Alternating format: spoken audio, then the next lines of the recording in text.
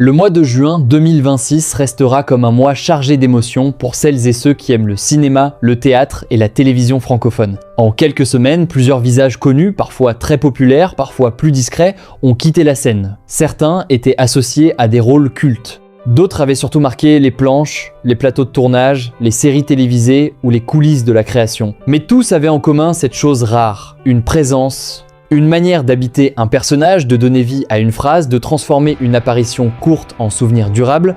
Dans cette vidéo, nous allons revenir sur 8 personnalités françaises et francophones disparues au mois de juin 2026. Ce ne sont pas seulement des noms dans une rubrique nécrologique, ce sont des parcours, des époques, des voix, des visages. Et quand on prend le temps de les regarder un par un, on comprend que le cinéma et le théâtre ne vivent pas seulement grâce aux grandes stars, mais aussi grâce à tous ces artistes qui construisent une mémoire collective. Le premier hommage va à Areski Belkacem, disparu le 9 juin 2026 à l'âge de 86 ans. Beaucoup l'associent immédiatement à Brigitte Fontaine, sa compagne de route artistique et personnelle.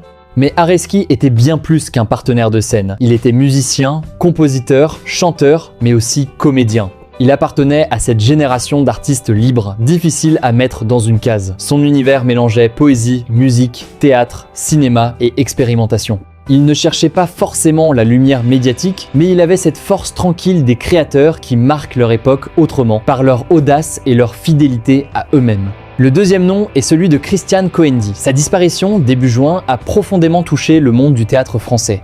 Christiane Coendi, c'était une comédienne de scène avant tout, une actrice respectée, exigeante, capable de porter un texte avec une intensité rare. Elle a travaillé avec de grands metteurs en scène, a joué dans de nombreuses pièces et a aussi été vue au cinéma et à la télévision. Beaucoup l'ont redécouverte récemment dans la série HPI, mais son parcours allait bien au-delà d'une apparition télévisée. Elle incarnait cette noblesse du métier d'actrice, faite de discipline, de présence et de vérité. Avant de continuer, si vous aimez ce genre de vidéos hommage, abonnez-vous à la chaîne et laissez un commentaire.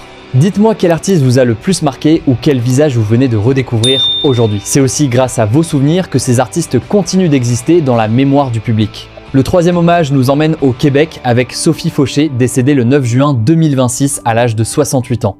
Même si elle n'était pas française, elle appartenait pleinement à l'univers francophone. Actrice, autrice, animatrice, femme de théâtre, elle avait cette élégance qui traverse les frontières. Beaucoup se souviennent d'elle dans Le cœur a ses raisons, où son jeu précis et son humour avaient marqué les téléspectateurs, mais Sophie Fauché ne se résumait pas à un rôle. Elle avait une vraie culture de la scène, une voix reconnaissable, une sensibilité profonde. Sa disparition a provoqué beaucoup d'émotions au Québec, parce qu'elle faisait partie de ces artistes que le public avait l'impression de connaître personnellement. Le quatrième nom est Mehdi Charef. Ici, il faut être précis, Mehdi Charef était surtout écrivain, scénariste et réalisateur, plus qu'acteur. Mais il est impossible de parler des disparitions du cinéma francophone en juin 2026 sans évoquer son nom. Son œuvre a ouvert une voie immense avec Le Thé au harem d'Archimède, film adapté de son propre roman.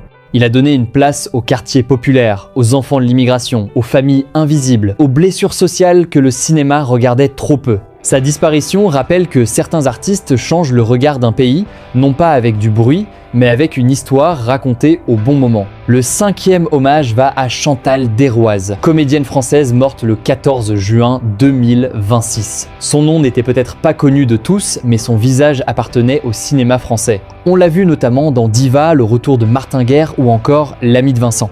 Formée au conservatoire, elle avait ce parcours solide des actrices de théâtre qui savent donner de la profondeur à chaque rôle. Chantal Deroise représentait cette catégorie d'artistes indispensables, ceux que l'on ne met pas toujours en haut de l'affiche, mais qui apportent une vérité à chaque scène. Sans eux, un film semble moins vivant, moins humain, moins complet. Puis vient Christian Bugeaud, disparu le 15 juin 2026 à l'âge de 21 ans. Pour beaucoup de spectateurs, son visage restera associé aux Visiteurs, où il jouait Jean-Pierre Goulart, le mari dépassé de Béatrice. D'autres se souviennent surtout de lui dans Kaamelott, en maître d'armes énergique, drôle et inoubliable. Christian Bugeaud avait ce talent rare des seconds rôles qui deviennent cultes. Il n'avait pas besoin d'être présent pendant tout un film pour laisser une trace. Une réplique, un regard, une façon de jouer la panique ou l'autorité, et la scène prenait une autre saveur. Il était aussi homme de théâtre, metteur en scène, professeur, un vrai artisan du jeu. Si vous regardez encore la vidéo, pensez à mettre un pouce bleu, c'est un petit geste, mais il aide énormément la chaîne à continuer ce travail de mémoire. Et surtout, écrivez en commentaire si vous voulez une autre vidéo sur les acteurs disparus en 2026, mois par mois, avec les parcours, les films et les souvenirs qui les accompagnent. Le 7e nom est Alain McMoy, mort en juin 2026 à 99 ans. Il appartenait à une autre génération, celle des acteurs formés à la rigueur du théâtre, à la diction, au silence, à la précision. Le grand public l'a notamment connu dans Les Nouvelles Aventures de Vidocq, où il incarnait le marquis de Modène. On l'a aussi aperçu dans plusieurs films et téléfilms, souvent dans des rôles secondaires, mais toujours avec une vraie tenue. Alain McMoy avait traversé presque un siècle d'histoire, et sa carrière racontait aussi l'évolution du métier, du théâtre classique à la télévision populaire, des plateaux sobres aux productions modernes. Il représentait une mémoire vivante du jeu français. Enfin, il faut parler de Charlie Nelson. Sa disparition, annoncée à la fin du mois de juin 2026, a touché profondément le monde du théâtre. Charlie Nelson était un comédien français, formé au conservatoire, présent au cinéma, à la télévision, mais surtout très lié à la scène. Il avait travaillé avec des metteurs en scène exigeants, notamment Mathias Langhoff, et ceux qui l'ont connu parlent d'un acteur généreux, libre, habité. Au cinéma, on avait pu le voir dans Le Bossu, L'Homme du Train, Diplomatie, Enfant phare ou encore Une année difficile. Il n'était pas toujours au premier plan, mais il avait cette capacité à rendre chaque personnage crédible, même en quelques minutes. Ce qui frappe dans ces 8 parcours, c'est leur diversité. Areski Belkacem représentait la liberté artistique, Christiane Coendi, la puissance du théâtre, Sophie Fauché, l'élégance francophone, Mehdi Charef, la mémoire sociale du cinéma, Chantal Desroizes, la force des rôles discrets, Christian Bugeaud, le second rôle devenu culte, Alain McMoy, la rigueur d'une génération, Charlie Nelson, l'amour de la scène et des textes. Leur disparition nous rappelle une chose simple. Les artistes ne partent jamais complètement. Tant qu'un film existe, tant qu'une pièce est racontée, tant qu'un spectateur se souvient d'une scène, quelque chose de continu.